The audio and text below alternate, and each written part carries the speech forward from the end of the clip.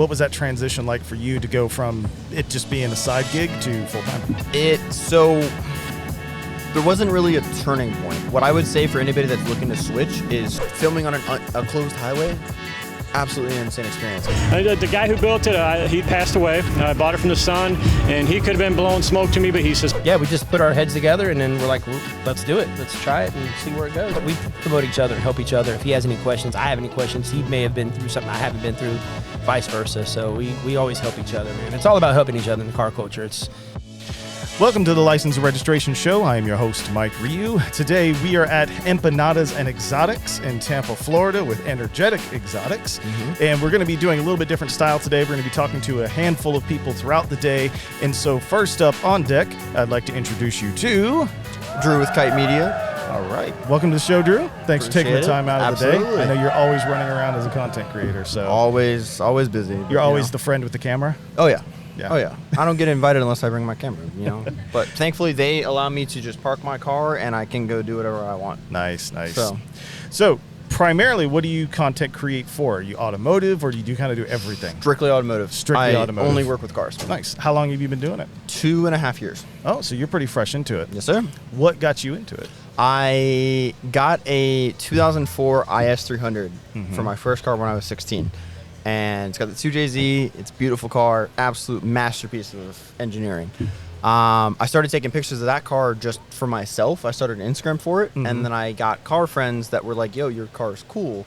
And then I started taking pictures for them. Then people started paying me. Then I got picked up by an exotic rental company here in Tampa. Okay. I met them at a car show, and they were like, hey, come do content for us. Right. So that pushed me to start expanding into video and getting just better at the craft overall. Right.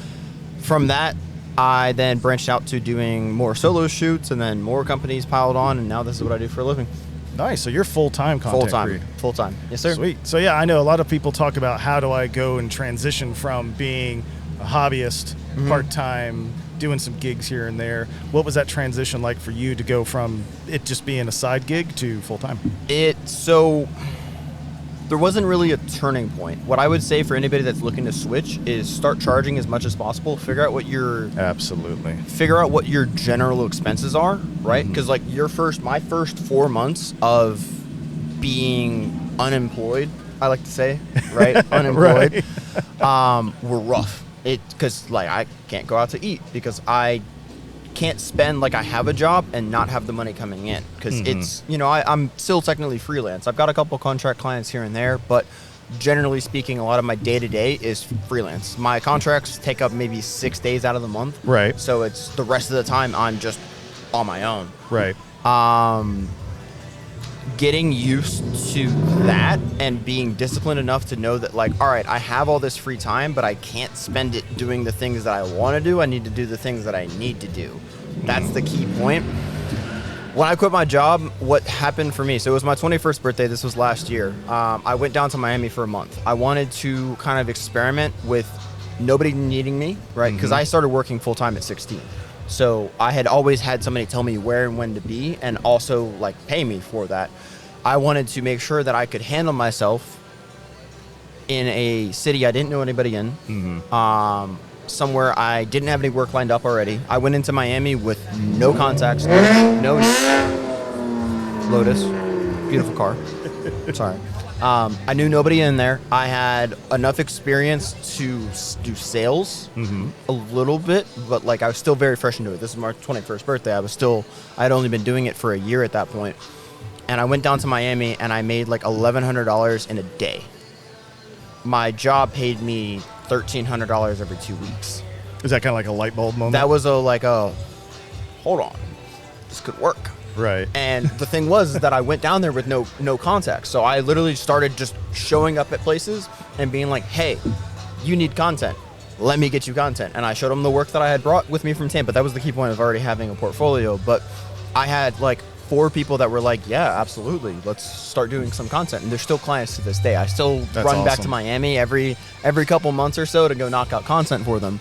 But when I got back from that week-long vacation, I guess, because I put in PTO at my job had been very, respectful about it because they had seen the whole car rig. At that point, I already had the car rig. Right. They knew you were into this. They knew that I was already making good money, and I heard the managers talking about it because I told one of my friends a month prior to that I had gotten paid $1,200 for 2 days going out to Sebring to film for a professional race car driver. And I got my car on the track at Sebring, whole 9 yards. Very fun experience. But I was talking to one of my coworkers about it, and he goes, "Why are you here?" And that was the kind of question that, I guess that, now that I think about it, that was kind of the turning point that made me think of like, why am I here? I was getting paid $23 an hour, which was good for a 21-year-old. Mm-hmm. You know, I was able to afford general expenses, but it was 40 grand a year. Yeah. I did that in the first 3 months of this year. So Right. Oh, yeah. Well, I mean, when you see when you actually get into it, yes, and you push it, yes, you can see what you can get out of yes. But one thing I would say for somebody who's considering a transition would be the videography game. If you're not in it full time, you're not in it at all. Like, you can get side gigs here and there, but until you're in it full time, you're not going to have like a point where you feel safe to take the lead. Consistency is key. You know, you need to get into it because a lot of my gigs are Monday through Friday. Mm-hmm. That's when a lot of the businesses that I film for are open. So I need to be there Monday through Friday. And if I have a day job, that doesn't work. Right. So, and I hear this a lot. So, obviously, being in content as well, when you hear from folks who are new to the game and they talk about, oh, I can't get any gigs, I can't get any shoots, I can't get any this. Do you feel it's because they are inconsistent in their delivery? That definitely has a part to play in it. If you're not consistent, then clients don't want to continue hiring you. That is definitely a key thing to have. Consistent quality is the main thing. Consistent, like, turnaround time, and then generally just being consistent in like hey, I need you now. Like, for instance, yesterday I woke up and I had a client calling me and he was like, hey, I need you in Orlando tonight. He was like, this car is going back to a client tomorrow morning, I need you tonight.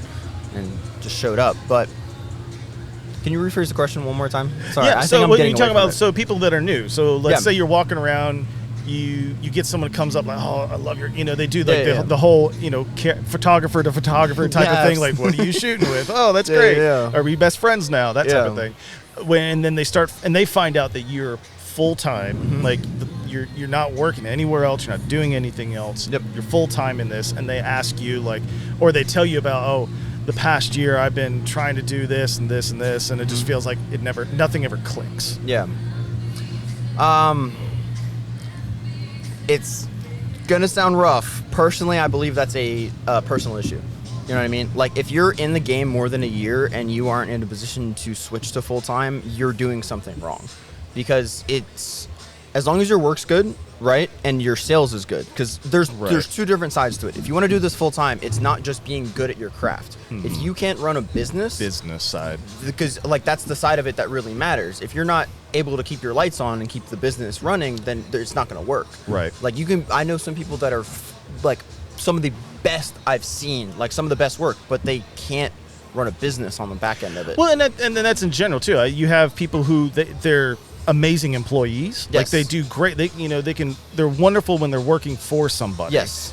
But when it comes to being either an entrepreneur and owning their business, that's a Yes. completely different skill set. Absolutely. So there's probably I've said this to people before, when I know that they have good skills when it comes to photography and videography. Yep. But the other half of the coin isn't that strong. Yeah. A lot of times I've always pushed them to find a role or position within a company that needs somebody like that. Absolutely. Because they have someone else, like you said, doing sales, bookkeeping. I mean, there's all the accounting that goes behind it too. Absolutely. So now you coming in, was this all learned like you self-taught, or did you have a mentor or anyone to kind of provide some guidance? I wouldn't say self-taught.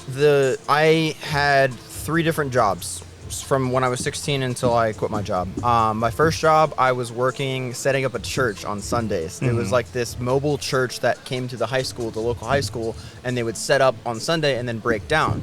And I went from just a regular employee to the manager at that point. Okay. And then the business, or the church, whatever, ran out of funding when I closed down, so I left that. But that was a good position to kind of learn how to manage people. My next job was chemical lawn service.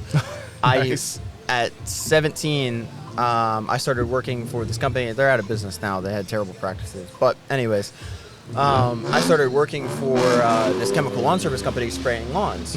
I was getting paid about $800 a week, and I was working 73 hours a week driving a truck. So that kind of taught me I didn't have anybody over my shoulder. I got sent out on my own truck to go do my own route, and I was in charge of making sure I made enough. Right. Like there was a revenue goal. I did that for 14 months, and that taught me the work ethic.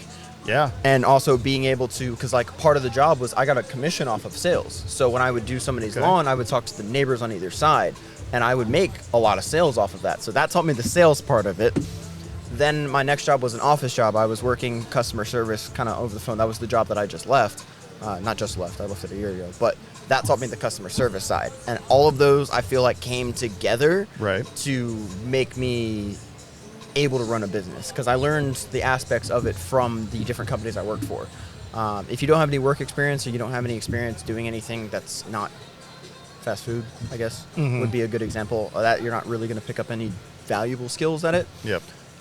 Everything else, like videography, whatnot, that would be self-taught. But like the running the business side, that was definitely ingrained in me through the positions that I held. Yep. Now, on the videography side, are you kind of like a lot of us where it's YouTube University? Actually, no. I just kind of learned from experience. I kind of figured out what I liked. I figured out the rough gear that I needed. I should show you. I don't think I have I'd have to scroll way back, but I have a picture of my original rig. You have to find it, send it, and we'll overlay it on the video. Super sketchy. Super sketchy, but it was a proof of concept. I just kind of leapt into it. I bought a camera. Or first I bought a drone. I only did drone video. That's where I got the Kite Media from, is because I only did drone work and was planning on expanding. And then I started getting hired doing that, and then I bought a handheld camera, and then was like, all right, I need to get into video. So I picked up a video camera and just went around with my friends practicing with it, kind of figured out what I liked. And then people were asking me for rollers and stuff like that, and that's how the camera car came about to be. So there wasn't really I didn't watch any YouTube videos or anything like that. It was kind of just figuring it out. It took a little bit longer, but it was really just figuring it out. Cool. You go out, practice, shoot a couple cars, see what you like. That's what I tell people, like, if you want to get better, you have to do it. Exactly. A guy told me one time, he's like, you can't get better at push-ups by reading about them. Exactly. And I also think it's also, there's also the analysis paralysis aspect of it. If you always try and learn more about it without actually implementing any of the things you're learning, you're never going to start. Right. If you start and kind of get into the flow of things, like you figure it out along the way. Doing something is better than waiting for perfection. Absolutely, because you're never going to be ready. You're never going to feel ready. There's even stuff that I want to do now that I'm like studying for, and I keep catching myself not just starting it. Like, I'm expanding the business, and I can't say about what, but I'm expanding the business, and I've been every night spending hours just exploring what I want to expand into, and I caught myself. I've been literally working on this for like 6 months. Yeah. And it hasn't started yet because I haven't taken the leap. So I'm taking the leap, and then we're just going to figure it out as it goes. It's going to be rough. It's going to be sketchy, but that's the same thing with the roller rig. My first roller rig worked half the time. There's a bunch of my clients, they're still good friends of mine, and they remember, like, every time I see them, the first thing they say is like, oh, look at you now with the 2 camera cars and everything like that, the bulletproof setup. Because I would do a shoot with them, and my shoots now are normally like an hour, 2 hours or so. It would be like 3 or 4 hours, because every 20 minutes we'd have to stop because I'd have a rig failure. It would disconnect, my remote would disconnect, the screen would go blank, like this and that. Something would always go wrong, but it kind of figured it out. That's how I have my hardwired. Why I have the HDMI hardwired now is because the wireless systems just don't work. Right. Not dependable. No, always on connection. Not. That's the way to go. Yes, sir. So as we wrap up, are there any folks that were like inspirational to you as you were getting into it and you kind of looked up to? Definitely. There's a camera car down in Miami. His name's Dylan. Faster Media. Friends with Dylan. Yeah. Yes. He was the inspiration for me to expand into the system that I have now. I had already built like the bare minimum rig at that point, but then I started seeing some of the stuff that he was putting out. And I was like, that. So definitely huge inspiration. A lot of the work and whatnot that he did, I've talked to him every now and then. And just, it's funny how similar it is. Is like I sent him. We were comparing pictures. This was a while ago. He had a picture of him hanging out of like a, I think it was a minivan or Was his something like that. minivan, Yeah. yeah. I have a picture of that too. I was sitting in the trunk. So this minivan had the hatch that opened up, and then there was a like extra compartment where the seats would fold down into. There's a picture of me sitting in that, getting blinded by my client's headlights because he had turned his high beams on. So there's Yeah. a picture of me holding my gimbal like this. So I sent that over to him. Oh yeah, yeah. But- We've done that before. So we used to have. We've got a big Ford Excursion now that we Yep. use to pull all of the gear around with. But Yep. we used to have a big full-size passenger van. Yep. And that was the thing. We just open up that big sliding door on the Yep. side. Yep. Wrap a leg around one of the Yep. middle benches and Yep. just there you go. Yep. Yeah, I did 2 shoots with that. Then I did 1 shoot hanging out of the passenger side window of my car. Yeah. And that just, my arms were dead, and I was like, there has to be an easier A better way. And that's when the camera car was born. Dude, But- that's awesome, man. Yeah. And then as we wrap up, is there anybody you just like to give a general shout out to? Someone that just either means something to you, doing good work. It doesn't even have to be automotive related. Definitely, there's one kid. His name's Dimitri. Produced by Dimitri is his Instagram, or prod by Dimmy is something on his Instagram, right? I'll send it to you afterwards. Okay. That kid has gone so far in his photography from when he started. He actually did the reveal pictures for the new car when I bought it. Oh, cool. And he just did this morning. I'm thinking about selling the car, so I did listing photos of it this morning. So he met up with me, and he's expanded so much. He helps me on a lot of shoots. Yeah. Great kid. He's one of the examples of somebody that I see going very far as far as being self-employed. I love seeing new creators coming up, and then the ones who are just they're going at it. Yep. And you can see the Yep. improvement week over week, month over month. Absolutely. And the thing is that there's a lot of people that are so confined to what they are doing that they won't take any feedback. This kid has been, every time I've been like, hey, like professionally and like, constructive criticism, of Right. course, like not being mean or anything, but like, hey, like, what's that? Right. You know what I mean? And he kind of received all the, like, everything I've tried to teach him and whatnot. Right. Because I'm 3 years ahead of him. The kid's 18, I'm 22. So, is that 3 years or 4 years? It's 4 years. Depends on when you're born. Math is math. I dropped out of high school. Yeah, he's definitely doing good. That's awesome to hear. So where can people find out more about Drew? All on Instagram. KITE_M3dia. Awesome. Well, thank you very much again for taking the time and course. coming out. Hopefully we'll catch Absolutely. you again at another event. Yes, sir. I Cool. appreciate you. Appreciate you. Thanks, man. Of course, man. All right, and we're back after a quick break. We realized that there was a very important story that we had to cover because many of you may not know, and if you're not from Florida, the Florida Highway Patrol recently did a big promo for... Their best looking cruiser contest, which we won 3rd time in a row. Now, and this is best cruiser contest, like all the highway patrols nationwide. Nationwide. Okay. Nationwide. And yours truly was chosen to create some of the content for this promo. So Yes. why don't you tell me about that? So we got new Mustangs. This was back in March during Okay. I filmed this on my 22nd birthday. I got a call from the sergeant on Wednesday. I was in Jacksonville filming with them on Thursday. Nice. And we got new Mustangs. We had a closed down highway. It was still under construction, but it wasn't open to the public. It was paved and everything. Right. And we went out on this highway. There's no speed limit, and we're just out there filming. One of the clips in the Mustang video that you'll see on Florida Highway Patrol's Instagram is the Mustang ripping by. Shortly after I filmed that shot, I was like, I want to do that. So coming out very shortly, there's going to be a video of me doing 135 past a bunch of troopers on this closed down highway.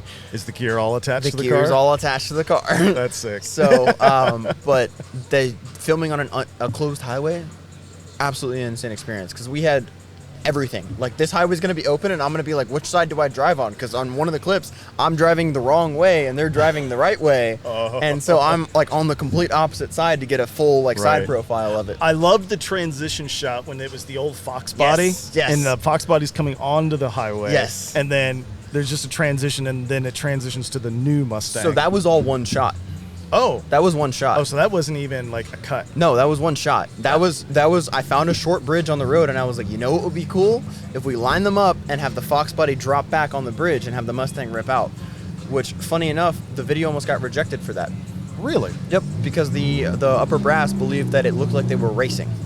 But we explained it was like it's passing the torch. Right. And that car was driven all the way up from Port St. Lucie to Jacksonville for that shoot because I requested it. That's awesome. Yep. Yeah, I loved seeing the old Fox body come back and yes. then being introduced that way. So that's the only one that we have. That's the only one. That's crazy. Yeah. It's the only one left in functional for like poor FHP in the state of Florida. That's awesome. Yes, sir. Yes, sir. Well, Drew, I'm glad again. Absolutely. Thank you very Thank much you for for coming having me. out, I man. appreciate Yeah, you. like I mean, that's awesome. And again, follow, like, subscribe. Yes, sir. He's got a lot of great content coming out. If you haven't already, check it out. And if you're in the area, you need some professional work done, reach out to Drew and the team. They'll definitely get you hooked up. Yes, sir. And we're back at Exotics and Empanadas here at Energetic Exotics in Tampa. And today we are here with Dave Meyer. Dave Meyer. Great to meet you, man. What'd you bring out today? Got a 1948 Willys wagon rat rod. How long does it take you to build this one? I wish I could claim I built this. I had one I was building, and I found this one for sale, and quite honestly, I couldn't have finished mine for what I paid for this. I don't blame you at all.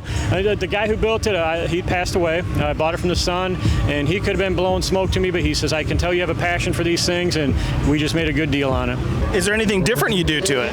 I do the little things to it, trying to make it my own. I'm a Jaeger drinker, so I added the Jaeger coolant overflow, my V8 lady hood ornament, just trying to get the little things that make it my own. Have you always been into rat rods? No, I'm a muscle car and a Jeep guy, so this is a 48. I've also got a 62 wagon that's stock, but I love the old Willys wagons. If you had to do it all over again, would you do it? Absolutely. This thing is just rolling hard. I love it. That's awesome. Well, Dave, thank you very much, man. We'll see you around. And welcome back to the License Registration Show. I am your host, Mike Ryu. Spot number 2 goes to Chris with Street Dreamz Clothing Company. Thank you for taking the time out of the show to come by and sit down with us. Thanks for having me. What is Street Dreamz? Tell us all about it. Street Dreamz. So, my business partner and myself have show cars, and we've been friends for over 10 years now. And we figured, okay, well, we're going to all these shows. Why not make a couple bucks while we're there? So. I have a rat rod. I had an Audi wide body. He has an Audi wide body and a SEMA build Miata, the best Miata. So you guys are deep. Yeah, in car we're builds. deep. We're deep in the car culture. So we're like, we put our heads together, and it's not overly flooded in the clothing company area. So it's not like a lawn service, where they're all over the place. So yeah, we just. His mind is the creativity of all the designs. I put in my input as well, but he is the mastermind of all the designs of the shirts and stuff. So they come out so nicely because he does a great job. But yeah, we want to have a clothing brand that you can go to the mall with, you can go to the movies with, go out on a date with your wife or significant other. Right. And not feel like you some belong streetwear at a car stuff. show. Yeah, not like you have to be at a car show or just wear it to the grocery store back. We have high quality shirts, very good materials, and just something that looks nice when you go out. You can go out to dinner with it on, and that's what we want. We want something that's How long have you guys been running? So about 2 years now. Okay. We've been going for about 2 years. Yep. Was this something that you guys had talked about or thought about doing for a while, or just kind of one of those sitting on the couch? It kind of just came to us. We're together almost every weekend. He's usually with me here with my beautiful wife too, and his beautiful wife. So it's usually the four of us.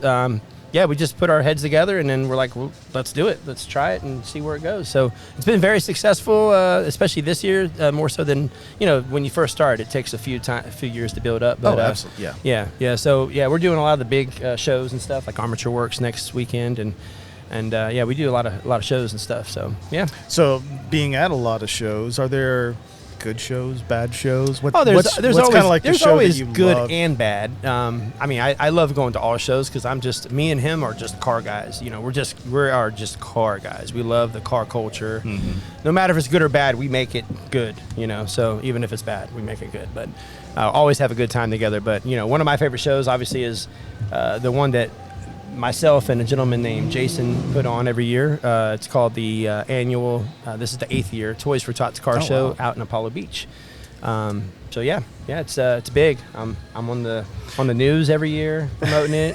Fox 13 is great. Jennifer Epstein is amazing. She's the one that interviews me. It's fantastic. So what prompted you to start a Toys for Tots show? Growing up in my younger days, before my parents were doing well. Christmas was a time that I sometimes didn't get much. So I have 2 little girls as well. So I like helping children. I used to do a autism awareness car show as well throughout the year, but I did that one and this one I would do, but it was too much with this one. This one's so big. We have over 300 vehicles that come. I think a lot of people don't realize the amount of work that goes into a real show. Yeah, it's a lot of work. Organizing everything, venue-wise, off-duty police officers, vendors, food trucks. We have about 6 food trucks. It's a lot. Management of where people are going to go and all that stuff. So it's a lot. So my wife gets about 3 weeks off that I don't talk about it, because this is the first Saturday in December every year for 8 years strong. I don't talk about it for the rest of December, and then January 1st, I talk about it again. So, yeah, absolutely. So she's ready for it to be December 6th. So, yeah. So it sounds like cars, automotive culture, definitely in your blood now. Has it always been? Always been. My very first car when I was 16 was a 1976 Monte Carlo.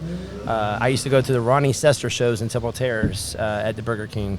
I've always liked cars. I've always been into cars. I've had just about any kind of car you can think of, but an exotic for now. Was your dad a car guy? My dad was a car guy too. Yep, growing up he had the 65 Mustangs and 67 Mustangs and Camaros and all that stuff. He was a bike guy. He had I think 5 or 6 bikes. So it's just in my blood. So you grew up in it. I grew up in it. Yeah. Yeah.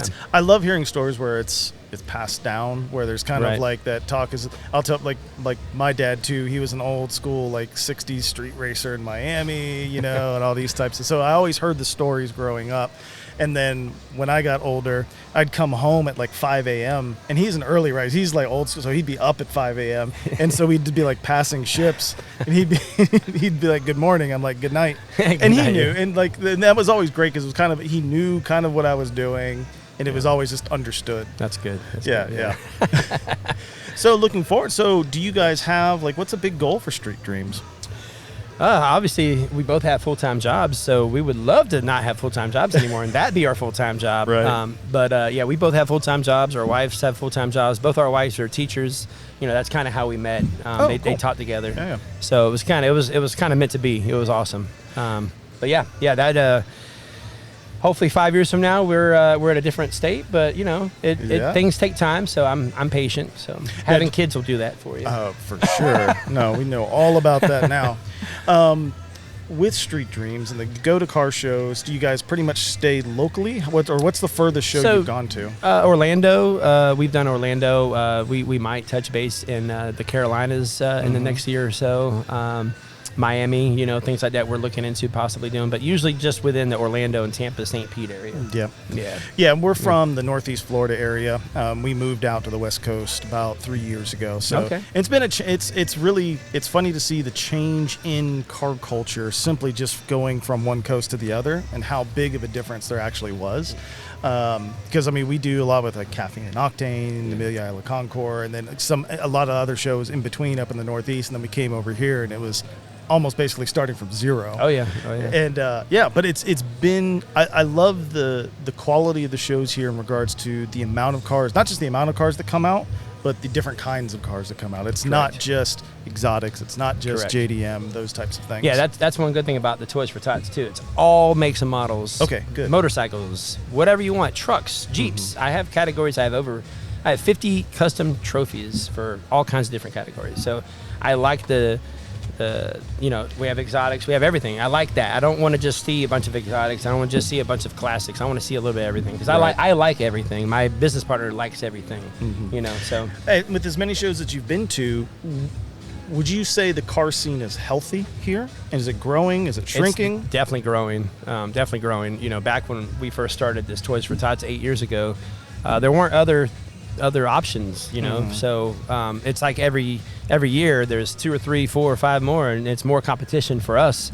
But we have the same people keep coming back because we're very organized in our. That's why it takes us a year for everything. Everything's different than most car shows you go to, and it's a low cost because it's not all about paying $50-$60 to get in there. It's $10 an unwrapped toy. Don't matter if it's a Hot Wheels toy or whatever toy it is. It's for the kids. But it's for the kids. The Marines are there. They take all the toys back with them.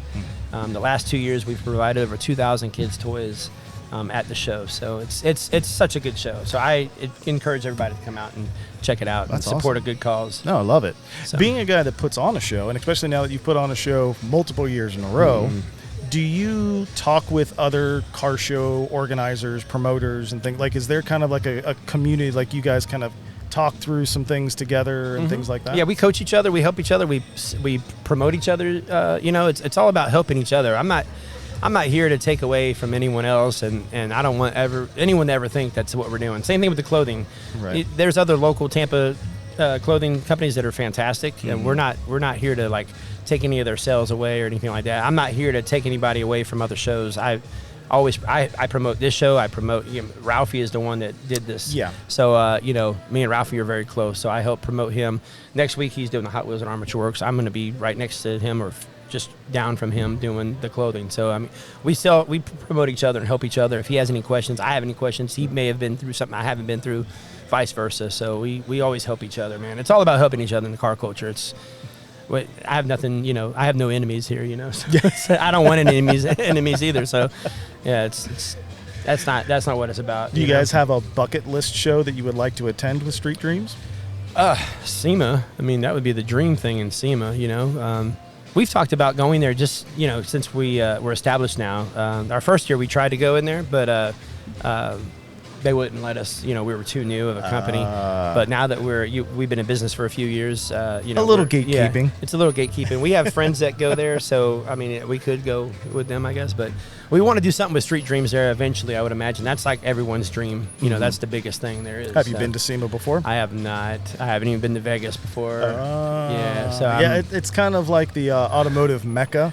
Yeah. Yeah. I'll probably have a heart attack or something. I mean, I'm just like such a car guy. It'd be an overwhelming amount of excitement for me. It's like going to Disney World for the first time as a child, So Vegas. So we haven't been to SEMA. We've been to Vegas a few times. A couple times for automotive related things, and Vegas has this really sneaky car culture where there's quite a few locals, but a lot of the Southern California folks will trek over for good events. Wow. And it's weird what'll show up in the desert. Wow. That's awesome. Yeah, I really want to go. I mean, I just want to go to Vegas to enjoy Vegas too, but SEMA would definitely be a big goal for mine. Yeah, it would be one of those. You would have to go twice because if you want to do Vegas, you have to do Vegas. Yeah. If you want to do SEMA, you'd have to do SEMA. My wife wants to go for the shows and all that stuff. So that's what we like going out. And then also too, if you go to enjoy it, get out into like Red Rock and that area. Get out of Vegas, outside in the mountains and the valley. Really, really cool driving spots too. Yeah, that's rent a cool car and then go cruise through Red Rock. That would be my thing. I would want to rent a car. Yeah, definitely rent a car. Yeah. Well, Chris, awesome, man. I definitely appreciate you taking the time out of your day. I know you guys have a booth running here. We do. Tell people where can they find Street Dreamz? StreetDreamzShop.com, or next weekend we'll be at Armature Works we'll be there at 7, but it starts from 8 and it's still about 10 o'clock in the morning. So come see us. We'll take care of you. Come on out, guys. Again, Chris, thank you very so much, man. Enjoy your afternoon. Thank you so much. It's Thanks great for having meeting me. you.